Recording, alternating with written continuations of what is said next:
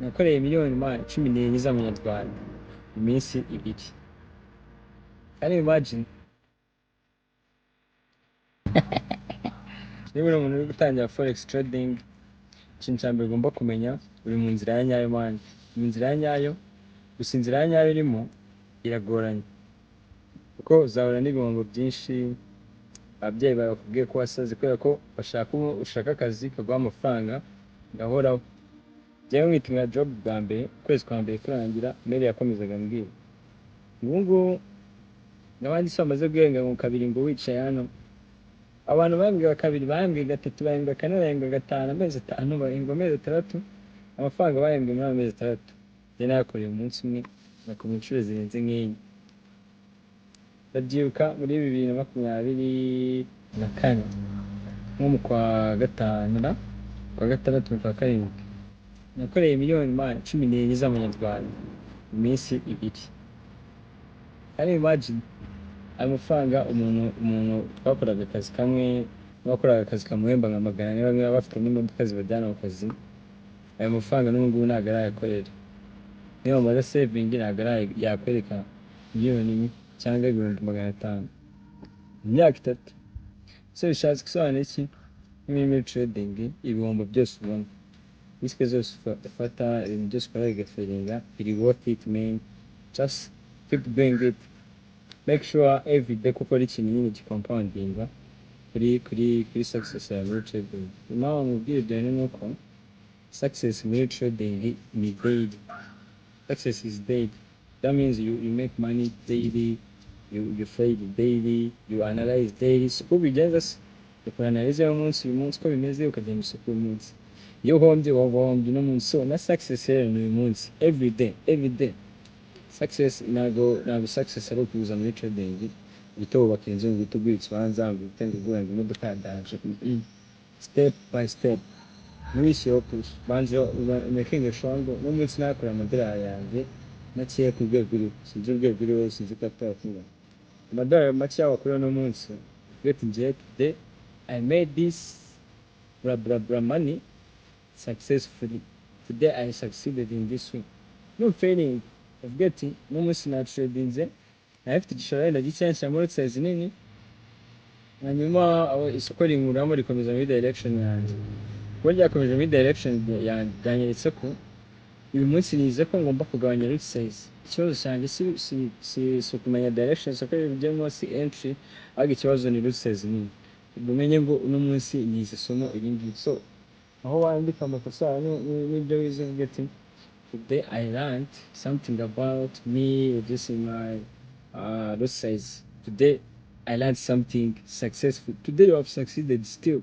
So even if you lost, you still succeeded. You made, you gained something from the loss. So muri trading, igihe cyose wahombye, igihe cyose wungutse, you are still positive kuko abantu bari mu kazi gasanzwe, abantu bari gukora ibindi bintu bisanzwe, abantu bakunda trading, abo bose nta kintu kimwe baba bagahinze nk'icyo bagahinze, kuko byo bagahinze ni ibintu bisanzwe bibafitiye akamaro no munsi cyangwa mu kwezi gutaha. Ariko wowe kimwe gukora ikintu kigufitiye akamaro lifetime, like rest of your life. Iyo nahembwaga 50,000 nawe ibyo nkomeza kubibabwira, urabizi ko nahembwaga 50,000. Sinkari man, njye nari umudije man, curuza filime ku muhanda. Iko ibyo bintu ukuntu birenze se, filime man ku muhanda. Karembure man ni basi Karembure ndazi bibavumbire baza abandi nakoreraga batarazi nyine umuriro, batarazi tekinoloji. Ahantu nakoreraga imbere yaho hari agasuka k'inyanya man k'abagore bacuruza inyanya, ndazi Karembure man. So ikintu nyine ngenda kuganira rero video man, success is daily, you can succeed. Abantu mubona kuri internet mukunda kwigereranya nabo, ukabona umuntu agenda mu modoka ya miliyoni y'idolari, imodoka y'ibihumbi 200 by'idolari, ukabigira dream. Ziriya ni dream zacu twese, ariko ugomba kumenya ko uwo muntu uri kwigereranya nawe amaze imyaka irenga 10 muri game man, wowe umaze amezi 6, umaze umwaka umwe. So ibaza impamvu byamutwaye nawe imyaka 2, 5, 6 kugira ngo agere kuri ibyo bintu. Wowe uri kubura hope, uri kubura motivation, aribwo ugitangira man. No, you're supposed to. Impamvu mbabwira bino bintu mbaye nk'urugero rusekeje ariko ari fact. urabona KFC zino nk'uko turya za KFC tukajyayo tugafotora amafoto tugapostinga umuntu akavuga ati umusore Kigali yagiye KFC, nanjye njya nkabigwanga nabipostinga simbona ko bifotora se, ariko ikintu nshaka kubabwira iriya KFC turya hano twumva twasaze niyaba homeless muri Amerika man, abantu barara mu kiraro abantu barara mu modoka baba badafite nyine ahantu ho kurara batagira imyenda, nibo bantu barya iki KFC. ndaguha n'urundi rugero, urabona pizza nicyo kintu iyo wasohotse mu Rwanda cyangwa muri Afurika n'ahandi hantu za UG naho iyo wasohokeye muri resitora nziza, pizza iri mu bintu wadaringa ukavuga ati ni ikintu cy'abasirimu. Pizza hanze niyo aba homeless man abenshi, n'abantu nyine bazirya baba bari mu ngo ziri good bagahamagara pizza ikaza, ariko pizza niyo abakene muri Amerika. Abantu baba diaspora murabizi ntabwo cyamunye muzi muri comment mubwe turabizi.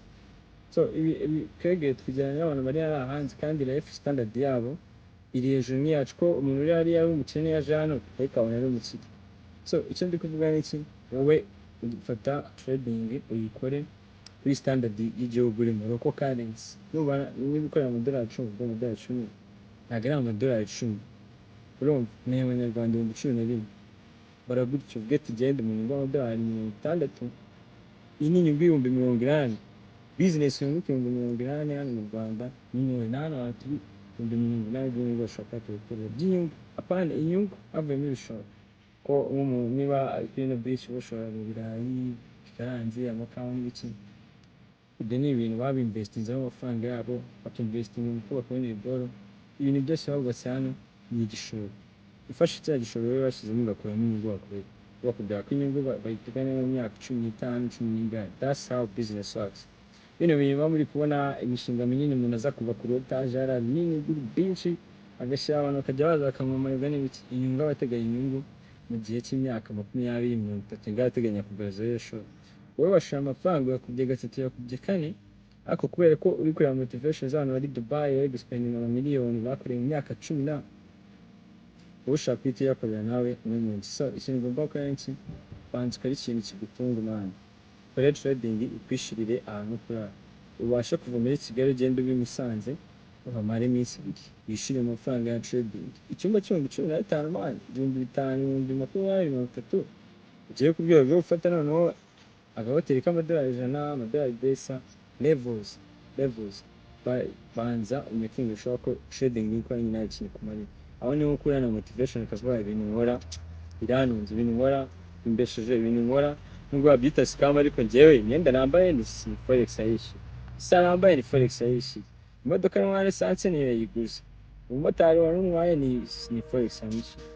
Ibintu byose uza gusanga life yawe yahindutse forex, usange payments zose ukora ziba zishyuye n'iki na forex. Icyo gihe umuntu wese uzaza kuvuga ngo trading nikora uzamuseka, umuntu wese umubyeyi wawe atarakwizeye aguhamagara akubwira ati Sam narwaye bimeze bite, ubwira ati mumo yarya ntiyahindira cyakora mushyire amafaranga 200 n'amadolari 200 amadolari 100, akubwira ati mwana wanjye amafaranga yakwiye he, wibye abantu ko nzi ko nakazi ugira.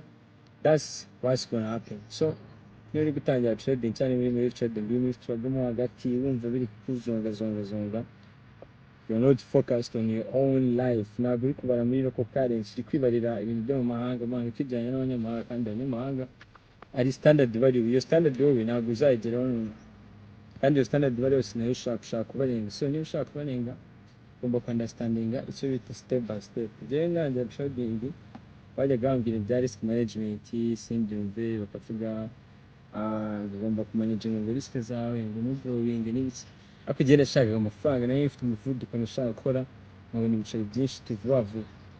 So ikintu ndi kubabwira ni uko first focus on local currency man, ufata amadolari ukoreye bari mu Manyarwanda, amafaranga yose wakoreye bari mu Manyarwanda ugeranye n'izindi business usanga ukora amafaranga menshi.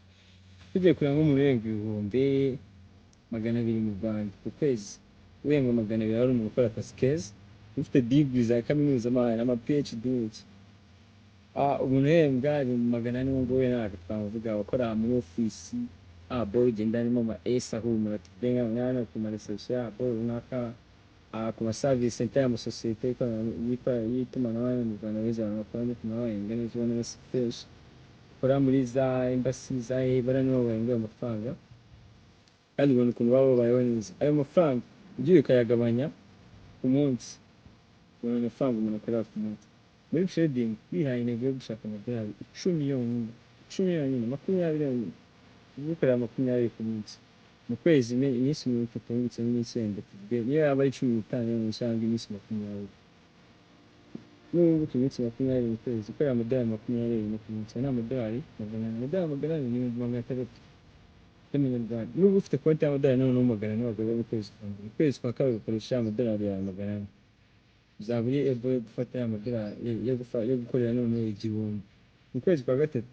Bityo gutyo ikintu cyonyine ugomba kumenya ni uko ugomba guha agaciro amafaranga. Nicyo kintu cyonyine kizakumenyesha hehe muri game. Make sure you subscribe and follow me on my Instagram yanjye yabuze. Ikindi muri description y'ino video muraza kubonamo ama links abajyana muri community zanjye, groups, around sharing ama voice notes, supporting every morning man. Nanga n'ama prediction na muri group zanjye yose basigaye barabaye profitable, no mpamvu maze kujya group enye man zose zuzuye za WhatsApp na Telegram. So niba utari muri iyo community, make sure you check the links.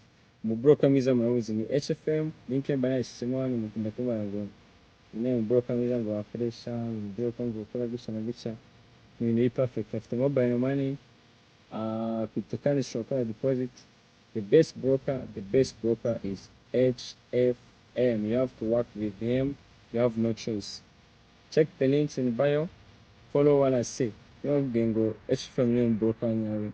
I have facts. Akoresha mobile money, withdrawals ziba ziri instant na deposits ziri instant, ziza faster. Speed ziyo ni ntoya. Muri weekend BTC irakora, abandi babroke usanga Bitcoin muri weekend idakora cyangwa ikagira speed nini.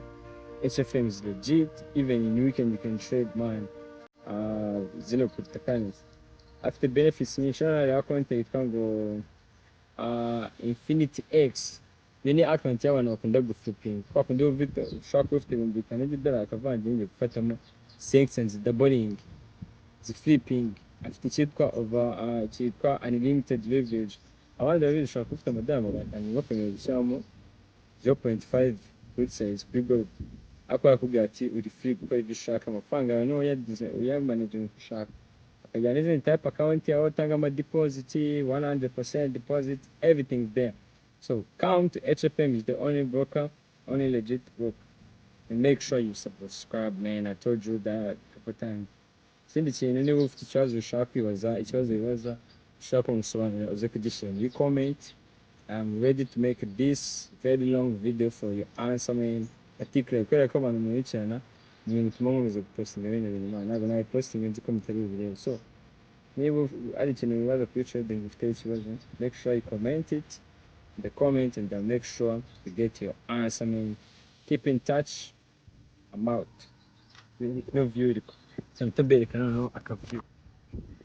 Urakoze man, sineza se cyase araboye kugenza hagura ikibanza kabisa. Nzajya kuvuga ibintu byo kugura mu Kigali kirebe byanigura hano Apollo, reba uguze hano Apollo sibyo narahakurya biranakubwira nyine man, ukagura akaboti gasanzwe kariza, wowe ukajya uparika imodoka ya hano ugataha hariya. Ibaza ibyo bintu ukuntu birenze. Hari ahantu nta rusaku rubayo, nta muturanyi, ni ukuzana abasekirite ariko nk'abani ukabaniga bazakunangura. Abanyarwanda nabonye nta mikino bazakunangura bitewe n'ubukene buhari. Umurara yaza akakwica amana avuga ati wowe ugomba kumenya ibyo biciro, bito wowe uza gutura ahantu nk'aha nta mutekano kandi uzi ko ufite ibiciro, uzi ko banagushimita se. hano bagushima ariko hari view nziza na heza, uratuje, amazi. Abe sinzi impamvu abakiri bataza gutura hano ngo transport. Undi umukire wa nyawe ntabwo agomba kugira ikibazo cya essence man.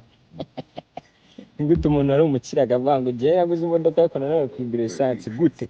Iyo nta mibare irimo. Ntabwo wagura ikintu utabasha kugura essence man. Iyo nta mibare irimo. Ko abantu benshi muri Kigali imodoka bazimutse man. Gusa nta bakire birimo. Umuntu utabasha kugura imodoka wenda nako yabasha kugura imodoka ariko ntabasha kuyigurira essence. ni n'ubugwari. Abo bantu bo sinzi amasomo baba barize muri segonderi. Nibyo mani. Nese ubu ni gute wafungura nk'iyi business ari ufite amafaranga yo kubaka gusa bino bintu utarabaze wenda ibyo uzacuruzamo. Ugomba gukora umubare wose. Abakire rero bafite imodoka batabasha kugura esanse, abo ni abakire barimo. baza gutunga imodoka utayiguriye esanse. Ntabwo byumvikana.